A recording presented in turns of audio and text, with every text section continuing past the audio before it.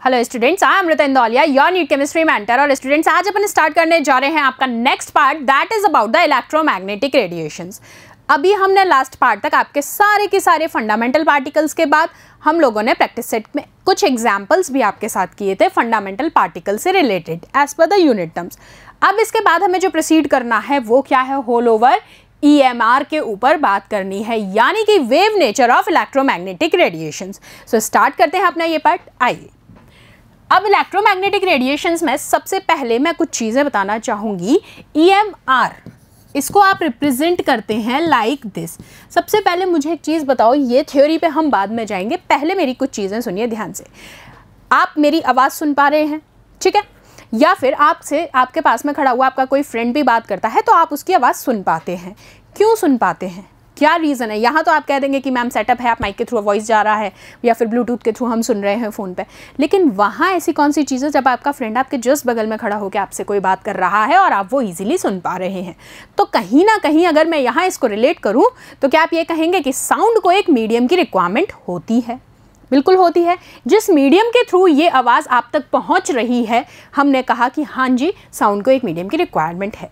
लेकिन इसी से जस्ट ऑपोजिट एक चीज़ है, वो क्या है कि जब साउंड को किसी मीडियम की रिक्वायरमेंट नहीं होती, उसको कहा जाता है इलेक्ट्रोमैग्नेटिक रेडिएशंस। सो बात समझ में आई? यहाँ इसको किसी भी मीडियम की रिक्वायरमेंट नहीं है, पहली चीज़ तो ये। दूसरी चीज़ क्या है? The radiations which are associated with electric and magnetic field are known as electromagnetic radiations. ये बात तो हमने समझ ली कि यहाँ इसको किसी मीडियम की रिक्वायरमेंट नहीं है। किसकी वजह से एसोसिएटेड है? इलेक्ट्रिकल एंड मैग्नेटिक फील्ड्स की वजह से, ठीक है। अब दूसरी चीज़ देखिए, when an electrically charge particle moves under acceleration, alternating electric and magnetic fields are produced and transmitted. इसका मतलब क्या है? इसका मतलब ये है कि जब कभी भी कोई भी चार्ज पार्टिकल मूव कर रहा है एक्सीलरेशन के अंडर, ठीक है, तो आप कहेंगे वहाँ पर ऑल्टरनेटिंग इलेक्ट्रिक और मैग्नेटिक फील्ड जनरेट होगी। ऑल्टरनेटिंग से आप समझ गए हैं, मतलब ये लीजिए दिस वे, ठीक है। और आपने कहा प्रोड्यूस होंगी और ट्रांसमिट होंगी। ये सारी चीज़ें हम पढ़ते हैं अभी, ठीक है। अब मेरी बात सुनो, ये जो फील्ड्स जो ट्रांसमिट हो रही हैं वो किस फॉर्म में होंगी? In the form of waves. So these are that. ये चीज समझ में आई? किस फॉर्म में है? वेव्स की फॉर्म में। यानी कि मैं अगर आपसे कहूं तो कहीं ना कहीं जो हमारा साउंड का मीडियम नहीं रिक्वायर्ड है, तो ये इसी फॉर्म में होंगी। X direction, Y direction, Z direction, किसी भी डायरेक्शन में हो सकती हैं। बस जो चीज़ याद रखनी है कि हमें जो 3 पॉइंट जो रिलेट करने हैं, एक तो मीडियम, दूसरी चीज़ डायरेक्शन ऑफ प्रोपगेशन। ये सारी चीज़ें आप बात को याद रखनी है, ठीक है। आपने कहा these waves are electromagnetic waves और इलेक्ट्रोमैग्नेटिक रेडिएशंस, बात समझ में आ गई। अब EMR हम क्यों पढ़ रहे हैं, तो पहली चीज़ सुनो। EMR के अंदर मैंने कहा पहली चीज़ तो इसको कोई मीडियम की रिक्वायरमेंट है नहीं, नो मीडियम। दूसरी चीज़, यहाँ आप बात कर रहे हैं लाइट के लिए, क्योंकि इलेक्ट्रिक फील्ड और मैग्नेटिक फील्ड्स में बात हो रही है। जब आप लाइट के लिए बात कर रहे हैं तो आप कहेंगे कि ये लीजिए, यहाँ लिखती हूँ मैं, 2 तरीके का नेचर आपको पढ़ने को मिलेगा। कौन कौन सा है? एक है वेव नेचर और दूसरा क्या है? पार्टिकल नेचर, ठीक है। तो ये जो वेव नेचर है इसको तो डिस्कस किया मिस्टर मैक्सवेल ने और इसके बारे में जानकारी दी प्लैंक ने। तो हम 1 to 1 दोनों को डिस्कस करेंगे और यही जो वेव नेचर है इसी में आप बात कर रहे हैं कि ये ऑल्टरनेटिंग जनरेट होती हैं, साथ साथ इनको कैसे फॉर्म्स में होती है? वेव फॉर्म में होती हैं। ये पार्ट कहलाता है क्रेस्ट और ये पार्ट कहलाता है ट्रफ। अभी इसको हम और एक्सप्लेन करते हैं अच्छे से, आ जाओ। अब सबसे पहले क्या पढ़ना है? हम प्रॉपर्टीज़ पढ़ते हैं। प्रॉपर्टीज़ के साथ साथ मैं पूरा डिस्कस करूँगी। किसकी प्रॉपर्टीज़? EMR की properties. Oscillating electric and magnetic field are produced by oscillating charge particles, तो ये तो हमें पता है। These fields are perpendicular to each other, कौन कौन सी? And both are perpendicular to the direction of propagation, electric field और मैग्नेटिक फील्ड। तो सुनिए इनका मतलब यहाँ पर क्या है। पहले हम बना लेते हैं ये डायग्राम। और फिर समझना ध्यान से।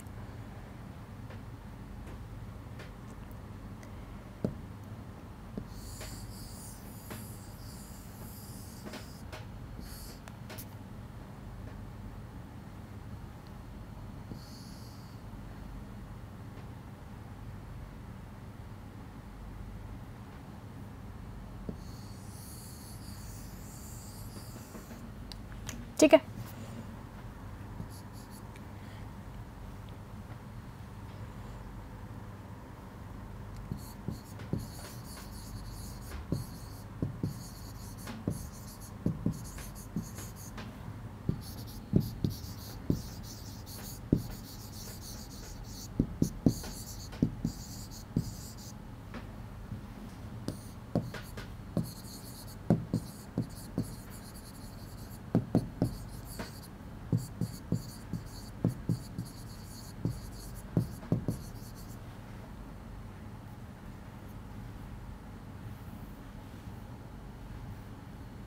अब पहले इस डायग्राम को समझ लो, फिर उस थ्योरी से रिलेट कर लेना। चलो, बात समझ में आ रही है? आ जाओ, मैं ये डायग्राम समझा रही हूँ इसलिए उसको कर दिया मैंने साइड में। चलो देखो, अब यहाँ मैंने अभी आपको क्या कहा कि ऑसिलेटिंग इलेक्ट्रिक और मैग्नेटिक फील्ड्स हैं जिसकी वजह से ऑसिलेटिंग चार्ज पार्टिकल प्रोड्यूस हो रहे हैं, ठीक है। और ये तो फील्ड्स हैं, कौन कौन सी फील्ड? एक तो इलेक्ट्रिक फील्ड जो मैंने रिप्रेजेंट की है, दूसरी है मैग्नेटिक फील्ड,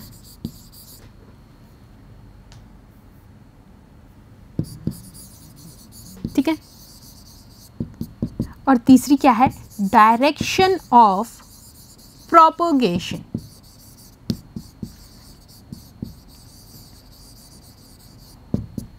ठीक है, ये तीनों क्या होंगी? एक दूसरे के परपेंडिकुलर होंगी। बस ये बात रट लो, ये रट लिया, EMR क्लियर है। बात समझ में आ गई कि ये तीनों एक दूसरे के परपेंडिकुलर होंगी। अब आप कहोगे कैसे? तो देखो, मैं इस वाले कॉर्नर को ले लूँ, ये इलेक्ट्रिक फील्ड मेरी, चलो मार्कर करते हैं मोटा और आपको दिखाते हैं तीनों फील्ड्स। ये है मेरी इलेक्ट्रिक फील्ड,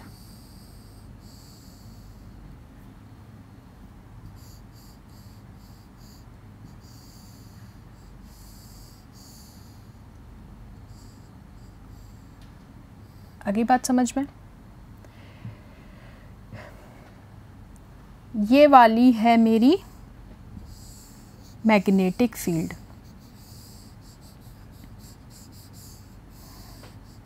एक बार सिर्फ मैं परपेंडिकुलर वाला कॉस समझा रही हूँ। और तीसरा कहाँ है? मान लो कि ये है मेरी डायरेक्शन ऑफ प्रोपोगेशन। आप समझ लोगे? और देखो, तीनों की तीनों एक दूसरे के परपेंडिकुलर हैं या नहीं? बिल्कुल है। सी, ये देखो, एक दूसरे के परपेंडिकुलर हैं। यही चीज़ मैं तुमको बेटा यहाँ समझाना चाह रही हूँ। अब आ जाओ बैक टू दिस। यहाँ आप कह रहे हैं कि ये इलेक्ट्रिक फील्ड ऑल्टरनेटिंगली जनरेट हो रही है। एक इलेक्ट्रिक फील्ड है, दूसरी जस्ट उसके परपेंडिकुलर है, मैग्नेटिक फील्ड है, और तीसरी चीज़ जो उसके परपेंडिकुलर है वो क्या है? Direction of propagation. ये पॉइंट समझ में आ गया? यही यहाँ पर लिखा हुआ है कि both are perpendicular to the direction of propagation means what? Both three are perpendicular to each other. ठीक है, इसके साथ साथ एक और चीज़ समझो कि ये जो अपर पोर्शन है, चलो इसी के साथ में इसको अलग बनाते हैं। अब यहाँ तक बात समझ में आई? नेक्स्ट आओ, they do not need a medium to travel, that means they even travel in vacuum. बहुत बढ़िया। अब आओ कैरेक्टरिस्टिक्स देखते हैं इलेक्ट्रोमैग्नेटिक रेडिएशंस के। कैरेक्टरिस्टिक्स से पहले एक चीज़ और थोड़ी सी समझनी है। क्या है? फिर से बनाती हूँ मैं एक बार। ये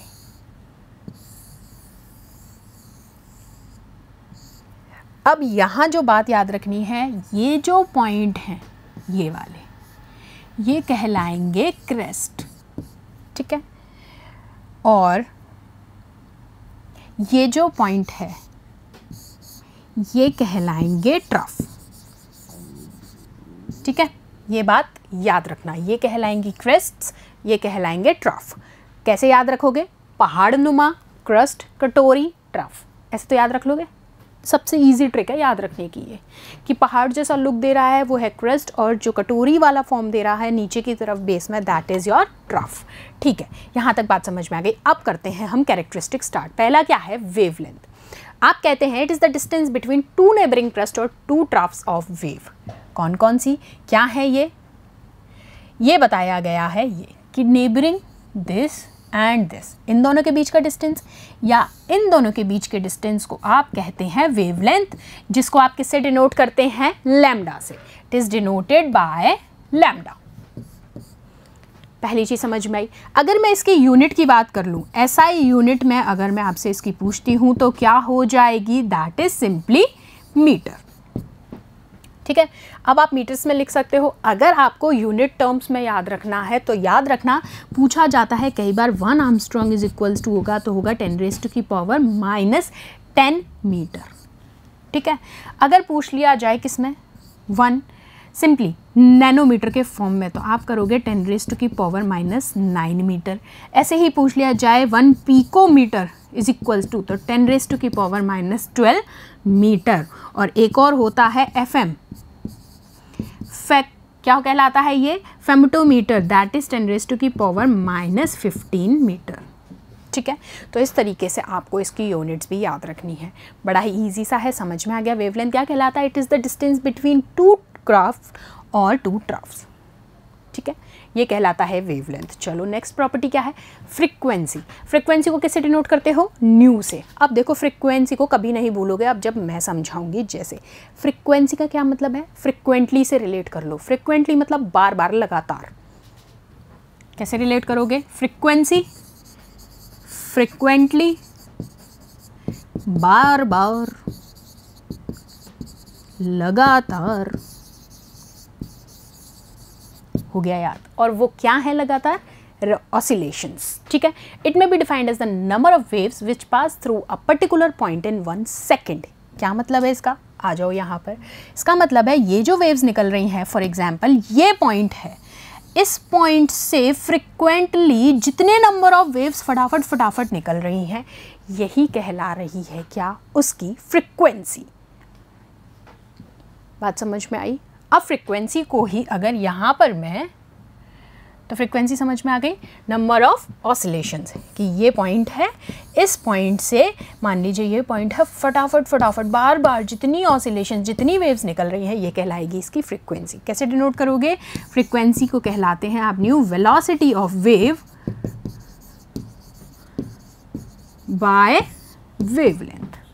ठीक है, और इसी को EMR के लिए आप कैसे यूज करते हैं, for electromagnetic radiation this is represented as nu is equals to C by lambda.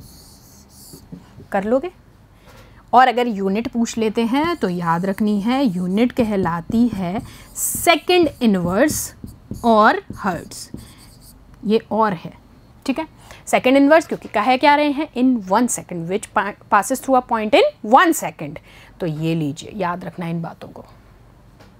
चलें नेक्स्ट प्रॉपर्टी क्या है, वेलोसिटी। वेलोसिटी को आप रिप्रेजेंट करते हैं v से। तो वेलोसिटी के लिए it is defined as the distance travelled by a wave in 1 second. उसको आप सिंपली सा कह देते हैं वेलोसिटी।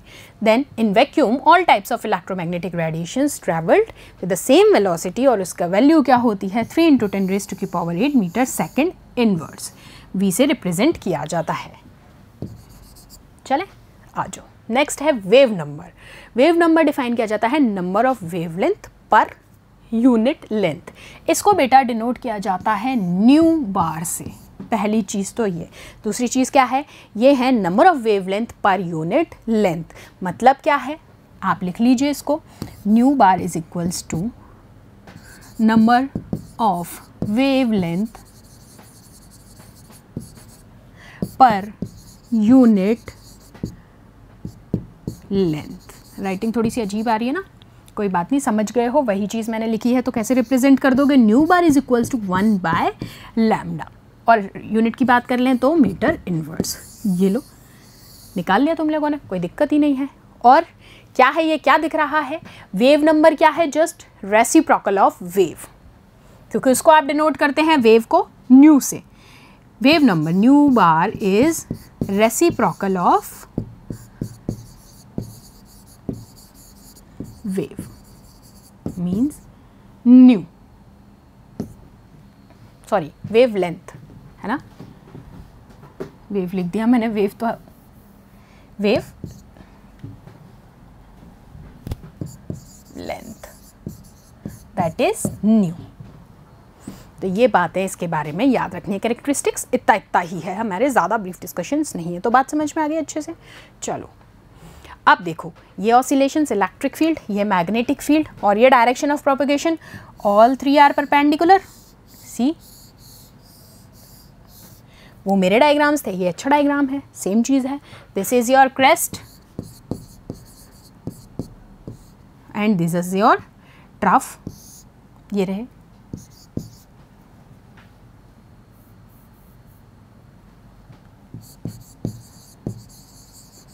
ठीक है, और आपने कहा velocity is equals to frequency into wavelength, so C is equals to nu by lambda. चलो अब देखो इसमें बात करते हैं। तो यहाँ सबसे पहले एक बार तो करते हैं इसको थोड़ा सा स्मॉल साइज में, जिससे आपको विजिबिलिटी क्लियर हो, मुझे भी लिखने में थोड़ा सा इजी हो। तो यहाँ से बात समझ में आई। ये देखो अब क्या है, अब अगर सबसे पहले मैं वेवलेंथ की बात करूँ, आप तो कहेंगे यहाँ पर अगर लेफ़्ट टू राइट मूव कर रहे हैं हम, लेफ़्ट टू राइट, यही मैं बात करूँगी। और आपको पता है before the gamma rays cosmic rays की बात की जाती है, क्योंकि ये वाला पार्ट तो हम बहुत अच्छे से इनऑर्गेनिक में डिस्कस कर चुके हैं। तो विबग्योर तो बहुत अच्छे से याद है, और विबग्योर से ऊपर भी हमारा पूरा की पूरा रेंजेस हमें पता है। बट यहाँ पर भी थोड़ी सी बात जाननी है जो कि फ्रीक्वेंसी और वेवलेंथ के रिस्पेक्ट में है, तो सिर्फ उतना सा ही डिस्कस करेंगे यहाँ। तो सुनिए, आप देख रहे हैं while you are moving left to right, तो आपको क्या दिख रहा है, यहाँ पर आपकी जो वेवलेंथ है वो इंक्रीज हो रही है या डिक्रीज। सी दिस, क्या हो रही है, डिक्रीज। और जब वेवलेंथ डिक्रीज हो रही है तो हमें पता है फ्रीक्वेंसी क्या होगी, इंक्रीज। तो क्या मैं इसको ये कह सकती हूं कि those both are inversely proportional to each other, in this case lambda and frequency. अब ये देखो, अगर यहाँ से यहाँ मैं मूव कर रही हूँ कंप्लीटली ना जाके, मैं जैसे ही इस रीजन पे आती हूँ, that is your visible region. UV और आईआर के बीच में कौन सा रीजन है, विजिबल रीजन। और विजिबल रीजन में ही हमने बात की थी विबग्योर की, कंप्लीटली की थी या नहीं की थी। अब वेवलेंथ अगर पूछ ली जाती है विजिबल रीजन के अंदर, आपको पता है that starts from 400 nm to 750 nm, ये भी कोई दिक्कत नहीं है। और बाकी का विबग्योर का डिस्कशन तो हम ऑलरेडी कर चुके हैं। और आपको ये भी पता है कि ये जो विजिबल रीजन है, यही विजिबल रीजन है जिसके थ्रू आप देख पाते हैं, आपको पता चलता है पूरे के पूरे इसमें वेवलेंथ में आप सिर्फ इस रीजन से आइडेंटिफाई कर पाते हैं। तो यहाँ इसके अलावा एक्सरेज जो आपके मेडिसिनल पार्ट में यूज़ होता है, यूवी आईआर्स भी, माइक्रोवेव, इन सब रेस के बारे में तो हम बहुत अच्छे से डिस्कशन कर चुके हैं। तो यहाँ तक हमारा जो इम्पॉर्टेंट पार्ट था वो सिर्फ यही था कि वेवलेंथ पे क्या फ़र्क पड़ेगा और फ्रीक्वेंसी पर क्या फ़र्क पड़ेगा। तो याद रखना है कि wavelength while you are moving from left to right, wavelength decreases as the frequency increases. Clear? तो चलो नेक्स्ट देखो। अब ड्रॉबैक्स की मैं बात करती हूँ, किसके, EMR के लिए। अब ये जो EMR था, क्योंकि किसके लिए था, ये फॉर लाइट के लिए था। अब लाइट के लिए था तो इसने 3 फेनोमेनन एक्सप्लेन कर दिए, रिफ्लेक्शन, रिफ्रैक्शन